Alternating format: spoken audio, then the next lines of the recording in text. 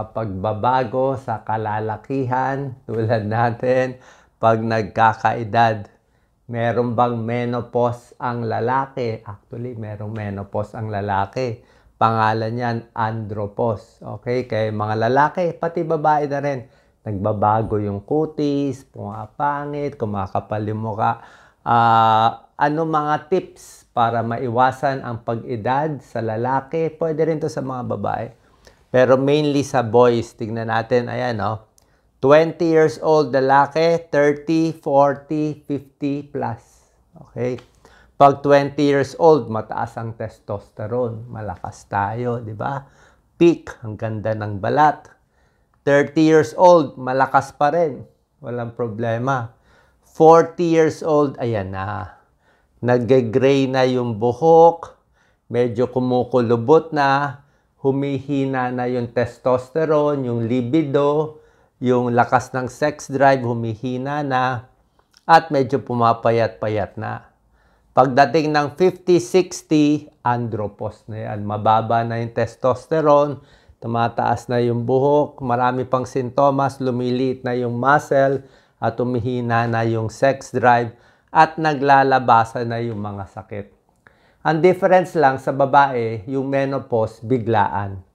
So, pag mga babae, edad 45 to 52 years old, biglang nagme-menopause, biglang nag-hot flashes. Sa mga lalaki, unti-unti yung andropause. 30, 40, 50, 60, 70, unti-unti yung pagbaba.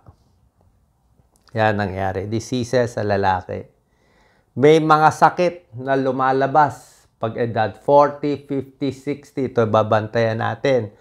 High blood, ganyan karami, Sakit sa puso, baga, diabetes, gout, arthritis, heart failure. Yan ang tinatawag na male menopause or andropause. Tapos magbibigay tayo ng tips. Ayan, tignan nyo, testosterone ng mga lalaki. Edad 20, puno ng testosterone. Talagang dito sila pinakamacho. Ayan, pakonti ng pakonti. 40, 50, kalahati na lang 70, konti na lang 80, 90, halos wala na. Ano ang senyales na tumatanda ang lalaki? Number 1, low libido. Mahina na yung sex drive, minsan erectile dysfunction, mas hindi na makapagtalik, mas mahina na yung lalaki, hindi na makatagal, ganun nangyari. Pati sperm count, nahihirapan na rin magbuntis. Number 2, pag bumababa testosterone, lumilit ang muscle, mahina din energy. Mas pagod. Mas pagod na yung mga lalaki. Number 3, mas lumalaki ang tiyan. Bumabagal ang metabolism, lumiliit yung muscle, yung tiyan mas lumalaki, dyan na pupunta. Yan,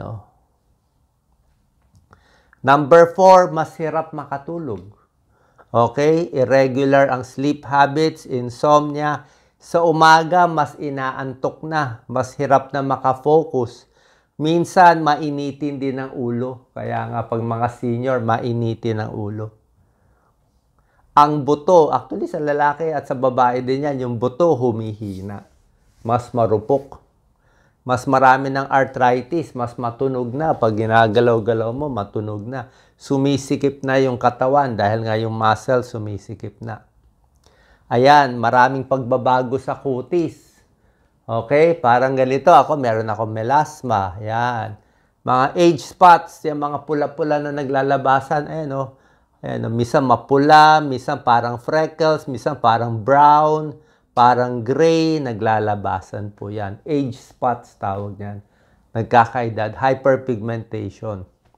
Tapos yung balat, mas parang hindi na ganun kalambot. Medyo matigas-tigas na siya. Ayan, matigas.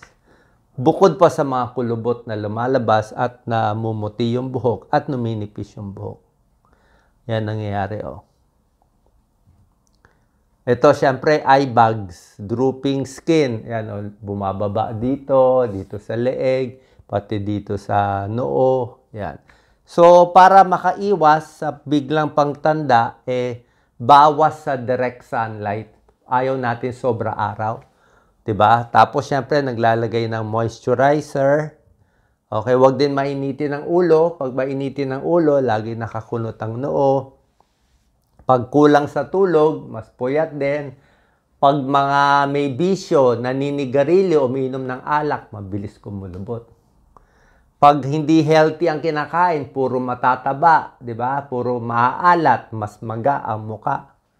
Pag may sakit, may kidney problem, mas nag-iiba kulay ng muka. Pero pag ang kinakain mo, maraming gulay, maraming prutas, masaya lang palagi, mas maganda yung kulay ng muka.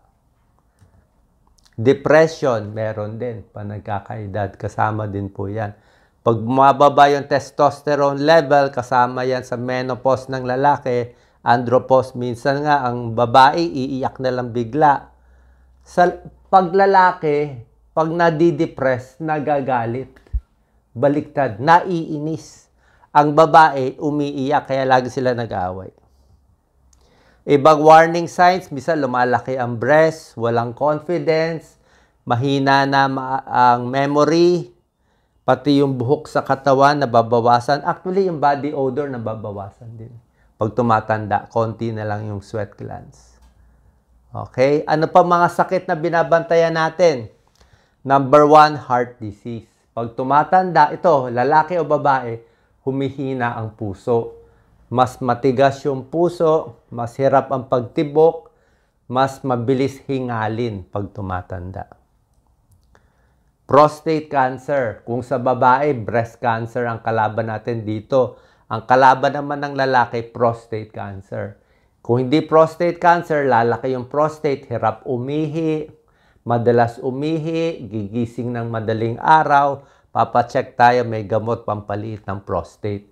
Ang ayaw natin sa prostate cancer at yung malaking prostate, yung maraming karne, maraming meat. Minsan yung gatas, ayaw din pag marami. Maaanghang, ayaw din natin. Mas gusto natin mga kamatis, mas healthy foods. Diabetes, lalaki o babae, syempre, maraming fast food, unhealthy foods. Diba? Kulang sa exercise, tumataas ang blood sugar natin. Okay? So, kailangan, anong pampababa ng blood sugar? Mga healthy food, oatmeal, mansanas, gulay, maganda yan. So, bawas sa mga soft drinks at mga matatamis. Maganda rin, lagi nag-exercise, lagi naglalakad.